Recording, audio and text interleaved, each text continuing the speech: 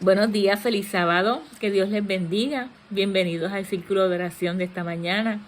Como siempre es una bendición y un privilegio que podamos reunirnos tempranito para alabar y glorificar el nombre de Dios.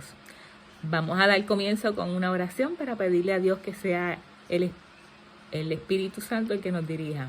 Oramos. Querido Padre que estás en los cielos, santificado sea tu santo nombre. Te damos gracias por esta bendición, Padre, de que podamos estudiar tu santa palabra sin ningún problema. Gracias por esta libertad que tú nos das. Gracias por la bendición de tener el Espíritu Santo en nuestras vidas, que nos guía y nos dirige. Gracias, Padre, por el plan de salvación. Y en esta hora te pedimos que tú permitas que sea el Espíritu Santo el que dirija de principio a fin para tu gloria y tu honra. En el nombre de Jesús te lo pedimos. Amén. Bueno, y vamos a continuar con el libro de Nehemías. Estamos ya en el capítulo 9. Y estuvimos hablando de la fiesta de las trompetas.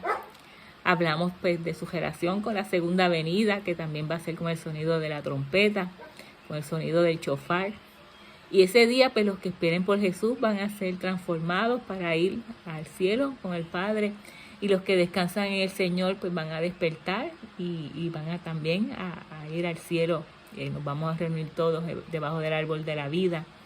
Y ese va a ser un día maravilloso, un día de fiesta, de emoción, un día glorioso, donde todos vamos a poder regresar a la tierra prometida. En el capítulo 8 pues ellos leyeron la ley de Moisés.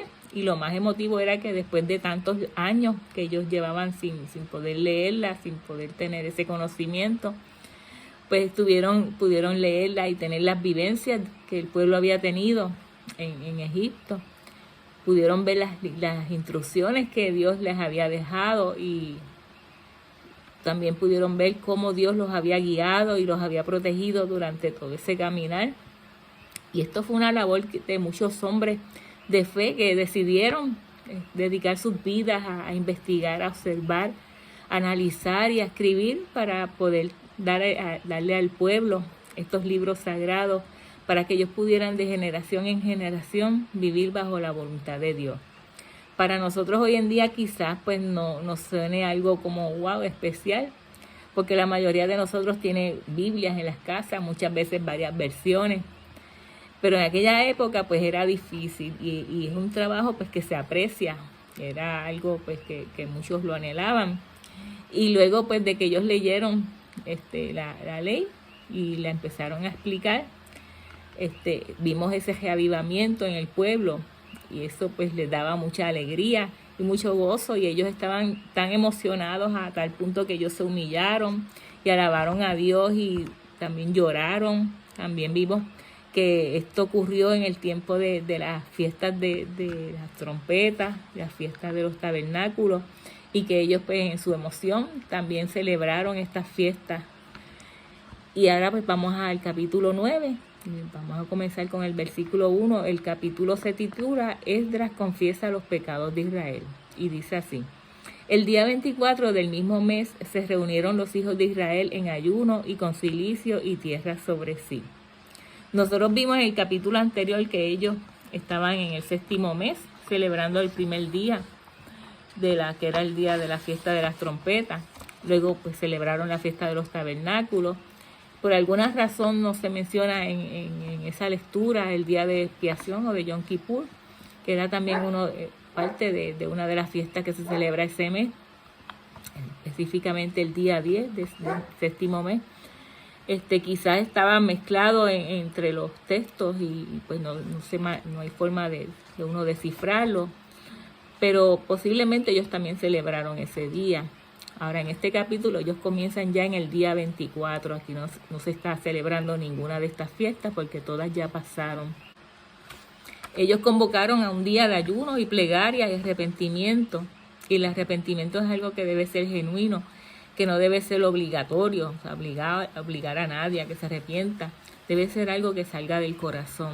Y en este caso, pues el pueblo lo hace por su propio deseo. También nosotros vimos que cuando comenzamos a leer el libro de Nehemías también sacó un día y lo dedicó para ayuno y para orar y pedirle a Dios para que perdonara los pecados del pueblo. Y lo hizo pues como la forma en que ellos lo hacían en esa época, vistiéndose de negro y poniéndose polvo. Y eso pues no quiere decir que nosotros en este tiempo vayamos a hacer lo mismo cuando estamos en arrepentimiento. Esa era la manera en que lo hacían ellos en esa época. Esa era la forma de ellos mostrar el dolor. Era la cultura que ellos tenían. Y también nosotros vimos que en Daniel, Daniel hace lo mismo, lo hace de esa forma. Pero el ayuno representa quebrantar el cuerpo, porque el comer nos proporciona alegría, nos proporciona felicidad. Y cuando una persona está en amargura, en tristeza, porque ha ofendido a Dios, pues tiene que suspender el estómago, tiene que ponerse en ayuno también. Y de hecho, pues hay personas que cuando tienen alguna situación difícil, están pasando por algún problema o algo, también pierden el apetito, el deseo de comer. Y es como que la tristeza y el deseo de comer están relacionados. El versículo 2 dice: y ya se había apartado de la descendencia de Israel de todos los extranjeros, y estando en pie confesaron sus pecados y las iniquidades de sus padres. Aquí nos habla de los israelitas que decidieron separarse de las relaciones que tenían con personas que no pertenecían al grupo de los que habían venido de Babilonia. Esto fue un pequeño error porque ellos generalizaron y quizás pues había personas que eran malas influencias para ellos, pero quizás otros no. Y pues ellos comienzan, para ellos lo más importante era arrepentirse, este momento de arrepentirse y que era sincero. Y ellos lo querían hacer pues con las personas que los iban a comprender, personas que estuvieran en igualdad y que no fueran a criticarlo y no fueran a mofarse o reírse de ellos porque ellos estaban ayunando o estaban arrepintiéndose, ¿verdad? Y dice el versículo 3, y puestos de pies en su lugar, leyeron el libro de la ley de Jehová, su Dios, la cuarta parte del día, y la cuarta parte confesaron sus pecados y adoraron a Jehová su Dios. Una vez más, ellos leen la Torá en ayuno.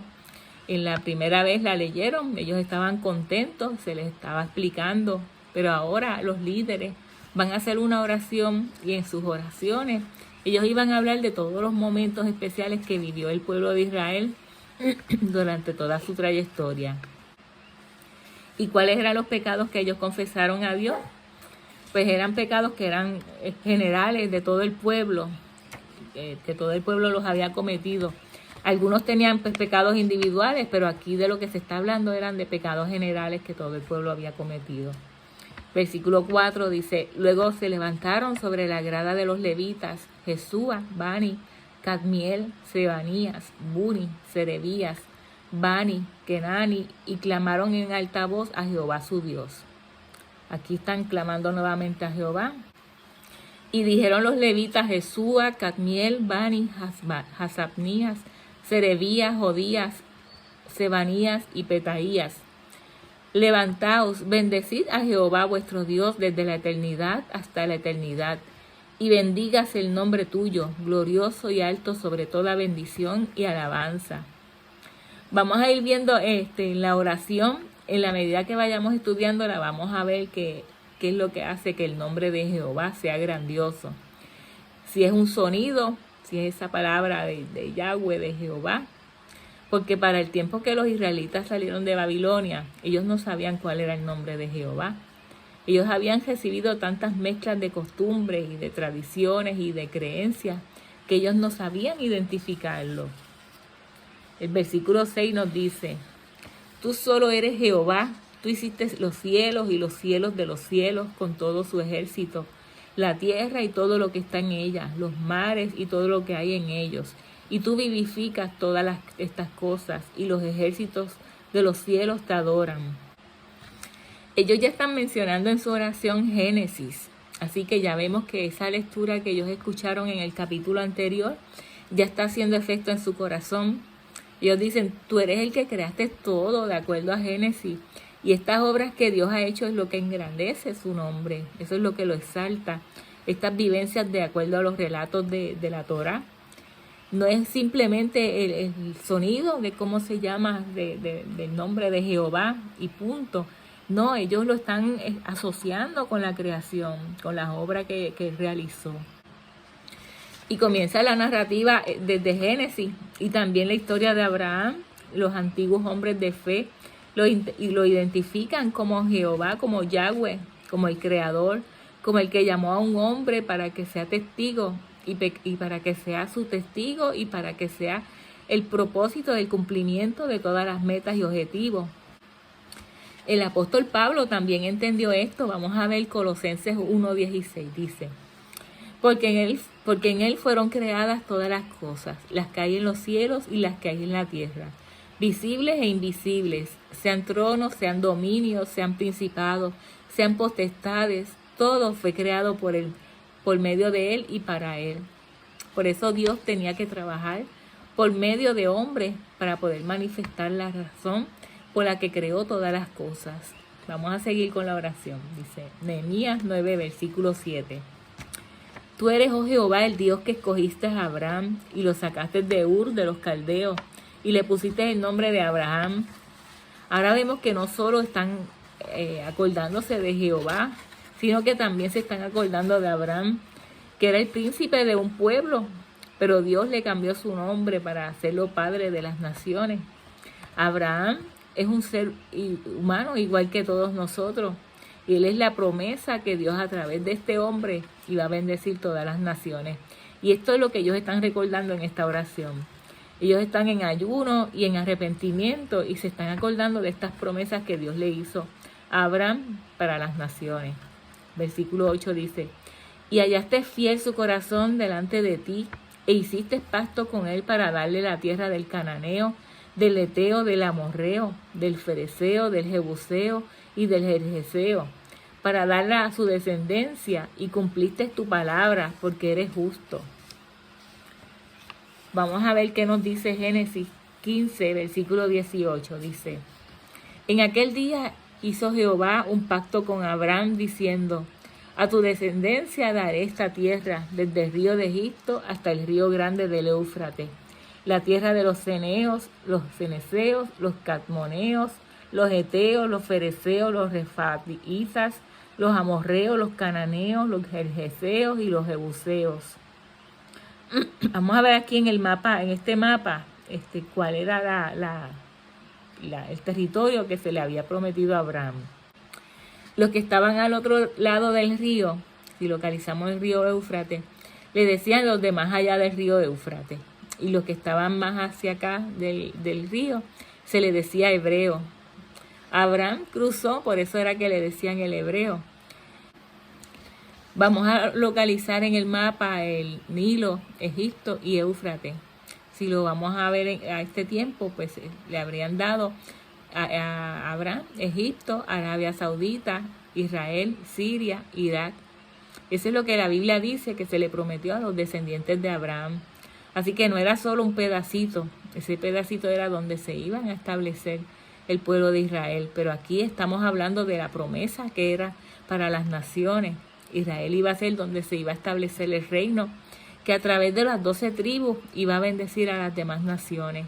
Y en la cultura antigua las naciones representaban esta parte que les mencioné, todos estos sitios del Nilo, Egipto, Éufrates.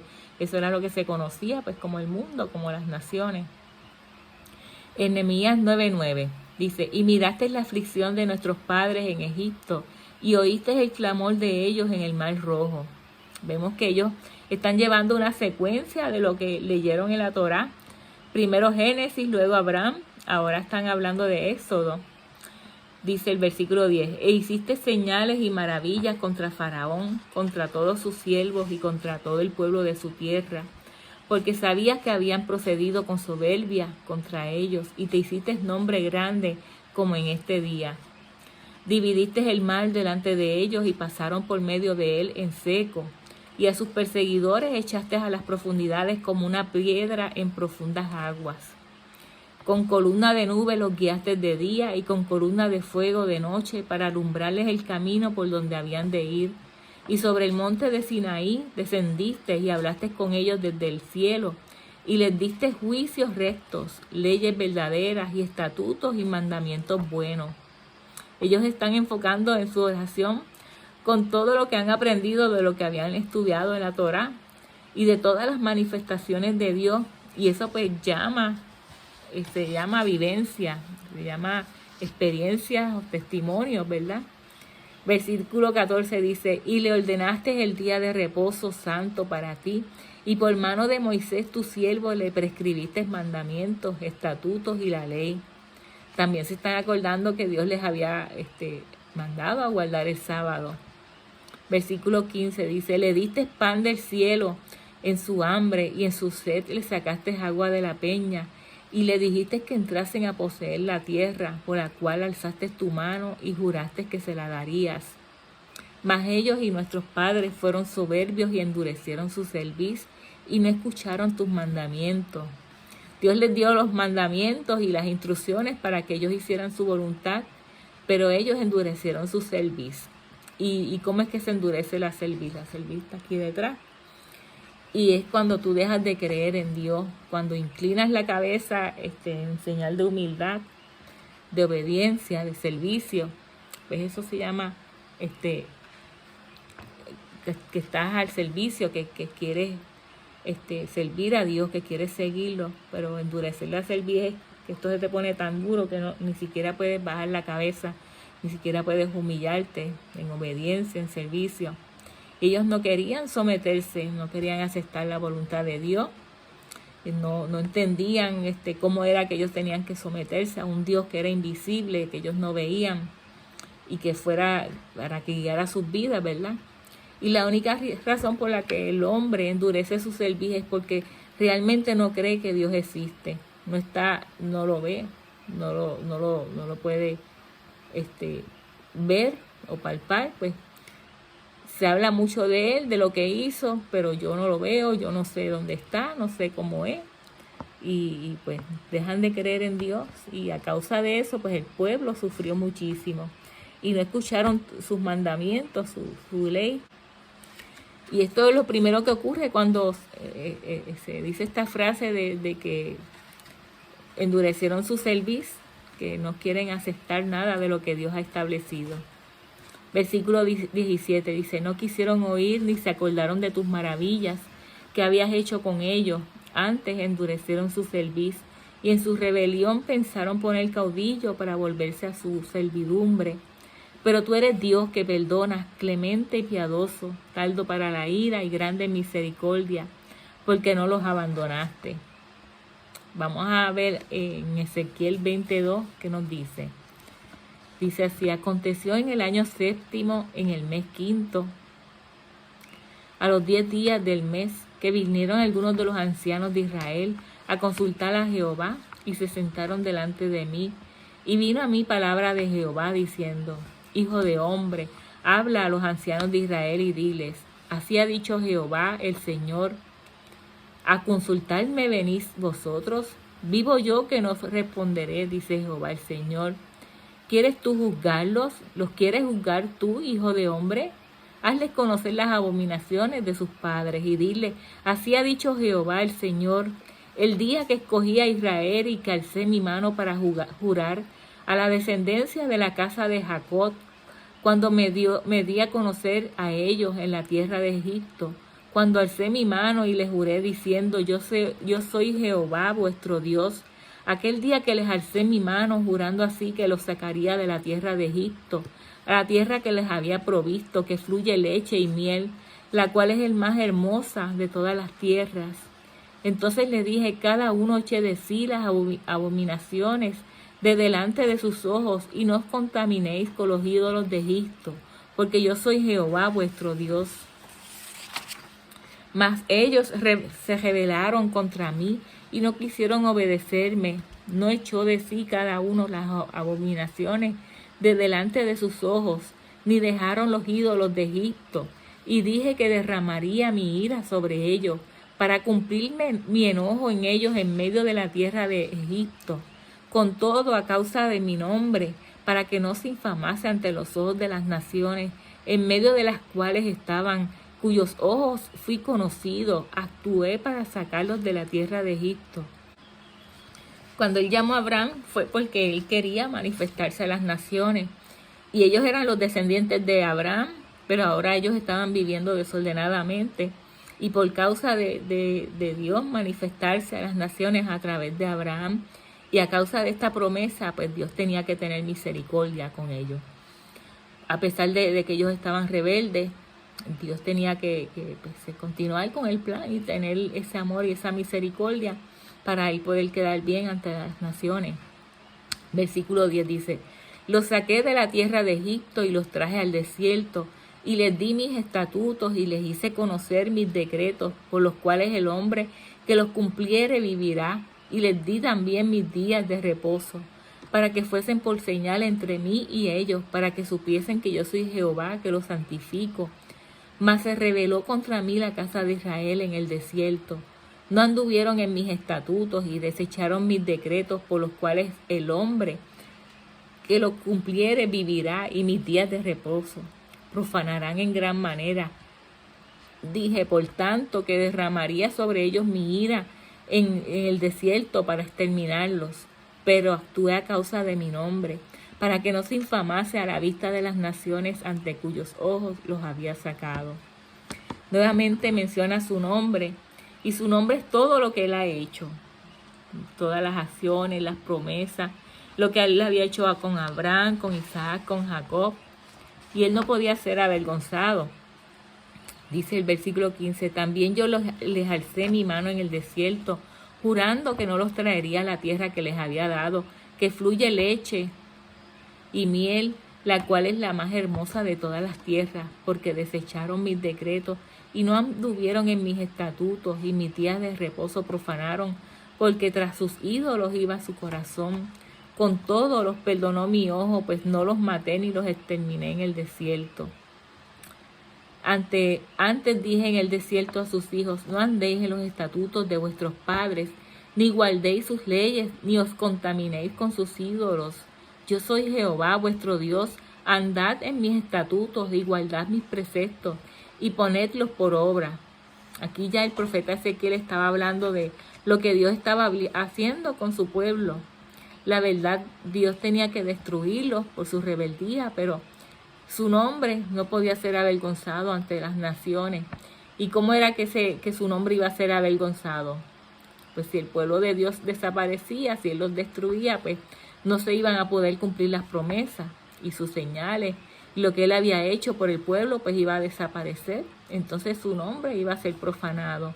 Y ellos se están acordando ahora al salir del exilio. Y esto es importante que ellos lo entiendan, porque son un pequeño remanente por el amor del pueblo. Y su nombre, Yahweh, no era simplemente un sonido que muchos creen, sino que era toda esa vivencia, todas esas experiencias que habían vivido, que los israelitas habían experimentado con él. De eso se trata el nombre de Yahweh, de su carácter, de su personalidad, de todo lo que él ha hecho. Versículo 20 dice, y santificad mis días de reposo y sean por señal entre mí y vosotros, para que sepáis que yo soy Jehová vuestro Dios. Mas los hijos se rebelaron contra mí, no anduvieron en mis estatutos, ni guardaron mis decretos para ponerlos por obra, por los cuales el hombre que los cumpliere vivirá, y profanaron mis días de reposo. Y vamos a continuar, esta era la lectura de Ezequiel, vamos a continuar ahora con el capítulo 9 de Nehemías. Nos habíamos quedado en el versículo 18, dice, además cuando hicieron para sí becerro de fundición y dijeron, este es tu Dios que te lo hizo subir de Egipto, y cometieron grandes abominaciones. Ellos querían un líder humano, pero que los guiara a través de una deidad, que era el becerro de oro. Así que ellos identificaban a Dios, pero necesitaban un líder y dejaron de creer en Dios, es decir, menospreciaron el nombre de Dios. Y el nombre de Dios en ese momento era toda la vivencia que ellos habían experimentado con Él, con su creador, ¿verdad? Y establecieron otro creador, que ya pues era una figura, un ídolo, y que ellos tienen que llevarla de un lado para otro, para donde quiera que ellos van. Y en la antigüedad había una deidad que se llamaba él, que era el poderoso, y lo identificaban con un toro que tiene poder, y algunos lo personificaban con los cuernos de un toro, y ellos identificaban esa deidad como un toro fuerte, porque decía que era poderoso. Y de ahí es que cuando se divide el norte del sur, los del norte continúan adorando a la deidad. Ellos hicieron el becerro de oro en Betel, y Betel significa casa de Dios, o casa de Dios él, y en Dan, ¿verdad? Y de acuerdo a su perspectiva, ellos pensaban que estaban adorando al Dios creador, pero su mente tan primitiva no identificaba las acciones que el Todopoderoso había hecho con el pueblo. Simplemente se fijaban en la imagen de fundición y pensaban que en eso estaba el poder que en rendirles honores a esta estatua. Versículo 19 dice: Tú con todo por tus muchas misericordias no los abandonaste en el desierto. La columna de nube no se apartó de ellos de día para guiarlos por el camino, ni de noche la columna de fuego para alumbrarles el camino por la cual habían de huir. Y enviaste tu buen espíritu para enseñarles, y no retiraste tu maná de su boca, y agua, y les diste para su sed. Todo lo que habían experimentado en el desierto, ahora ellos estaban clamándolo en la oración. Versículo 21 dice: Los sustentaste 40 años en el desierto. De ninguna cosa tuvieron necesidad, sus vestidos no se envejecieron, ni se hincharon sus pies. Ahora están pasando por el libro de Números y de Deuteronomio. Versículo 22 dice: Y les diste reinos y pueblos, y los repartiste por distritos, y poseyeron la tierra de Sehón, la tierra de Hesbón y la tierra de Og, rey de Basán. Multiplicaste sus hijos como las estrellas del cielo, y los llevaste a la tierra a la cual habías dicho a tus padres que habían de entrar a poseerla. Y los hijos vinieron y poseyeron la tierra. Y humillaste delante de ellos a los moradores del país, a los cananeos, los cuales entregaste en su mano, y a sus reyes, y a los pueblos de la tierra, para que hiciesen de ellos como quisieran. Aquí ya están en el libro de Josué, recordando lo que ocurrió en el libro de Josué. Versículo 25 dice: Y tomaron ciudades fortificadas y tierra fértil, y heredaron casas llenas de todo bien, cisternas hechas, viñas y olivares, y muchos árboles frutales comieron. Se saciaron y se deleitaron en tu gran bondad. Pero te provocaron a ira y se rebelaron contra ti, y echaron tu ley tras sus espaldas, y mataron a tus profetas que protestaban contra ellos, para convertirlos a ti. E hicieron grandes abominaciones. Aquí están ya por el libro de Jueces. Versículo 27. Y entonces los entregaste en manos de sus enemigos. Ahí se habla de los madianitas, los filisteos, los amonitas y los moabitas, los cuales los afligieron. Pero en el tiempo de su tribulación clamaron a ti, y tú desde los cielos los oíste. Y según tu gran misericordia les enviaste libertadores. Aquí ya está hablando de Gedeón, de Sansón, de Débora, para que los salvasen de mano de sus enemigos. Pero una vez que tenían paz, volvían a hacer lo malo delante de ti, por lo cual los abandonaste en manos de sus enemigos, que los dominaron, pero volvían y clamaban otra vez a ti. Y tú desde los cielos los oías, y según tus misericordias muchas veces los libraste. Versículo 29. Les amonestaste a que se volviesen a tu ley, mas ellos se llenaron de soberbia y no oyeron tus mandamientos, sino que pecaron contra tus juicios, los cuales si el hombre hiciere, en ellos vivirá. Se rebelaron, endurecieron su cerviz y no escucharon. Aquí ya vamos por el libro de Isaías, de Jeremías y de Ezequiel. Versículo 30. Los soportaste por muchos años, y les testificaste con tu espíritu por medio de tus profetas, pero no escucharon, por lo cual los entregaste en manos de los pueblos de la tierra. Y ahí pues habla de los asirios, de Babilonia, de Persa. Versículo 31. Mas por tus muchas misericordias no los consumiste ni los desamparaste, porque eres Dios clemente y misericordioso. Ahora pues, Dios nuestro, Dios grande, fuerte, temible, que guardas el pacto y la misericordia, no sea tenido en poco delante de ti todo el sufrimiento que ha alcanzado a nuestros reyes, a nuestros príncipes, a nuestros sacerdotes, a nuestros profetas, a nuestros padres y a todo tu pueblo desde los días de los reyes de Asiria hasta este día. Vemos que después de haber escuchado la Torá en su oración, ellos hicieron prácticamente el Evangelio completo, una narrativa de toda la escritura, desde Génesis hasta Esdras, porque Esdras y Nehemías todavía no se habían escrito, no tenían esos escritos, pero sí tenían las vivencias.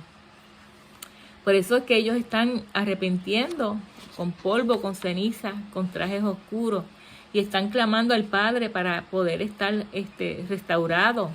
Si no podemos recordar nuestra historia y darnos cuenta de en dónde fue que cometimos el error, cometeremos, pues nos vemos obligados a cometer nuevamente el mismo error, a caer en lo mismo. Y esto fue lo que pasó con el pueblo.